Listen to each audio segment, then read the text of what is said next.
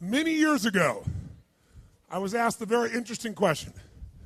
Somebody asked me a question, they raised their hand in a seminar and said, Tony, can you change people that don't want to change? Of course you can change people who don't want to change. All you need is the right kind of. If you have enough leverage where change becomes an absolute. Now for some people, leverage is not even the threat of their own life. Some people would rather die than have you tell them what to do. And so that's not the leverage. The leverage for them might be something for their children. Leverage for them might be spiritual growth. All of us have a leverage point. If you find the leverage, not the leverage you make someone do it, the leverage that will make them make themselves do it. We all have some place that'll get us to follow through. Now, if you get enough leverage and if you interrupt the pattern enough, how many of you ever had a pattern when you were a kid and you had like some obnoxious uncle or something and you were trying to be upset and they'd come like rub your damn head or something that should make you crazy and you couldn't stay upset because they kept doing this to you? How many had this happen? Say, I. If you have enough leverage and you break someone's pattern enough times, a new pattern will show up. If you're conscious, you can create the new pattern. So the answer is yes. Now then the question would be, Tony, if all it takes is leverage, then why don't most people change? And I had a lot of answers for that, but that night, I'm a night person. That night, I'm wired up after a seminar. It's like 2 o'clock in the morning. It was December. And so I flip on the television in the back for some white noise, looking for CNN, and I come across the old Christmas classic, this Christmas Carol, right? A Dickens classic. And I see it in black and white, and I start watching the movie, and I'm remembering it from being a kid. And as I'm watching this thing, I see this man named Scrooge who clearly doesn't want to change. In fact, he's certain he doesn't need to change because what's happened is his life went through a lot of pain. And when he got pain, he looked for the source of that pain, and he said it was being close to people. So we decided is people equals pain. Remember the red squares we talked about? So now he wants to avoid people, and he's mean to people. Now, he's also very wealthy financially. He makes up this belief that because I'm mean and tough with people, I'm rich. The truth is he's financially rich. If you watch the movie, you read the story, when everybody else is gone, who's still working?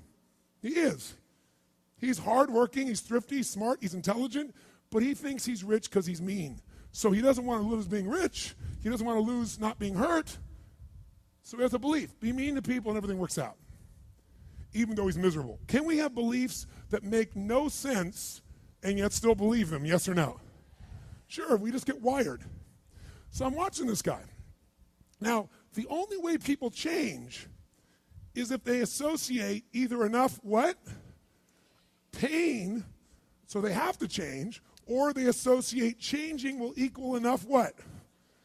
And ideally, if you get both, you'll change. If you get, every moment I do this, the pain's getting more and more intense, there's a point where you must change. And if I change, I get all this pleasure, you're going to want to change. How many follow? But what equals pain and what equals pleasure is what you associate in your nervous system. So what happens is, the only way you create change is changing what you link pain and what you link pleasure to in your nervous system, not just in your head, in your gut. That's what controls you. Lots of times in your head, you know what you should do, but your gut takes over. Your fear or your greed or your desire or your comfort or whatever. Who knows what I'm talking about here? Say I. But watch this. How many of you used to have a favorite dessert or a food or a form of alcohol that you really, really, really loved? And then one night you had an experience like never before, where something happened, where this food or this drink or this alcohol that you love so much, it went down, but it kept coming back up at a level of intensity and with enough aroma and pain and association that to this day, it takes no willpower just to think of that alcohol or think of the smell of that food or look at it makes you appalled, makes you repelled. Who's had an experience like this in your life? Say I. Tell me what that change was. Was that a change in willpower? No. All that happened is your brain changed what it used to link pleasure to, it now linked pain to. When you link enough pain, it takes no willpower, you're going to avoid it. The problem is some of you are linking pain to things you need, like exercise, right? Or pain what you need, like a relationship, right? And it's the wrong association, but it's going to control your life. Your job is to change what you link pain and pleasure to. So that night, what was pleasure became pain, and now it takes no willpower, you just avoid it. So we call that changing what you associate to things in your nervous system, or for short, a neuroassociative change. In other words, changing in your nervous system, what you associate pain and pleasure to. So, by the way, in this Christmas Carol story, does this man Scrooge change his life, yes or no? He didn't want to change. Does he change his life a little or completely? And by the way, how fast?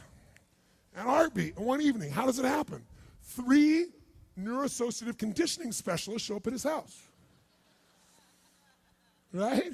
3 ghosts show up, and what do? They get him to link a massive, unbearable amount of what?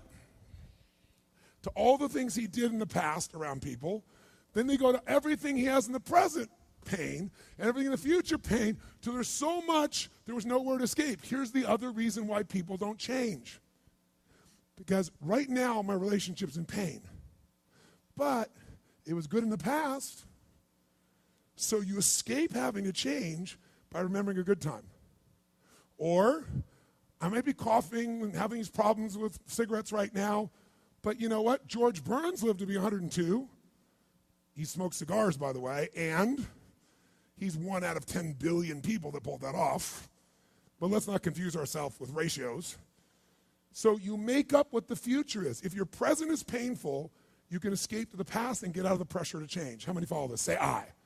Or you can escape to a future because no one knows what it is for sure and you can make it up. But if your brain links it's been painful in the what?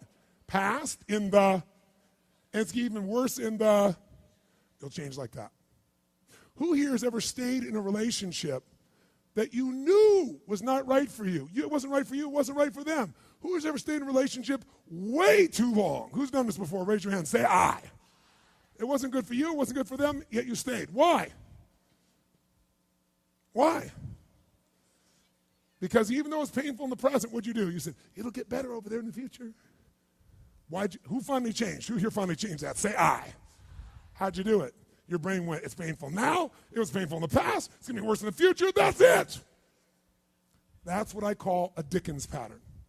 When you lock in pain in all those places, there's no place to escape, so you change. It's like if you put a wall here, and a wall here, and we close them in on you, amazingly, you'll move forward. That's what we're talking about, giving yourself leverage on yourself that way, not having someone else do it to you, you do it to yourself. That's when you got the power again. How many get it? Say I.